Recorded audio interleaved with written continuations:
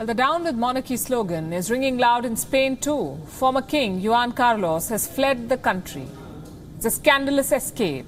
He's facing a probe for receiving kickbacks from Saudi Arabia. His role as a middleman in a high-speed rail project has come under the scanner.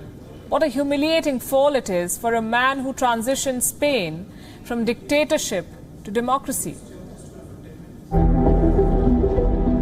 Running away like a coward. Stay and face the law. Return all the stolen money. The citizens of Spain are angry. Their former king, Juan Carlos, has fled the country. A cloud of scandal hovers over the once popular but divisive figure. He is facing an investigation at home and abroad for corruption. In a letter to his son, King Felipe VI, he said it is time to go into exile outside Spain. The entire country is gripped by shock and speculation. Some claim he went to his childhood house in Portugal before taking flight to the Dominican Republic. Nobody knows where he is, but no doubts remain over why he left.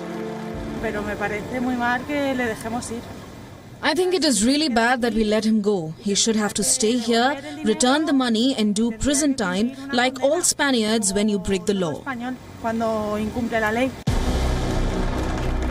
In 2008, $100 million was secretly transferred into one of his Swiss bank accounts. A gift from the late Saudi King Abdullah. The scandal came to light after a former mistress of Juan Carlos spilled the beans to the media. She said Carlos received the money as commission. A consortium of Spanish companies were awarded a high-speed railway contract to link the holy cities of Mecca and Medina in Saudi Arabia. As a former king, Juan Carlos enjoys no immunity against these allegations. Only the current king, the head of state, gets constitutional protection in Spain. In 2014, he vacated the throne for his son King Felipe, who has distanced himself from his father's affairs. He not only renounced his father's inheritance, but also withdrew the annual royal allowance. The rule of Juan Carlos ended with scandals. His daughter and son-in-law faced a corruption investigation, and a controversial elephant hunting trip to Botswana during Spain's financial crisis sparked public anger. This is very disagreeable, but I'm a Juan Carlos fan. But it is bad what he has done, and then there is also his history.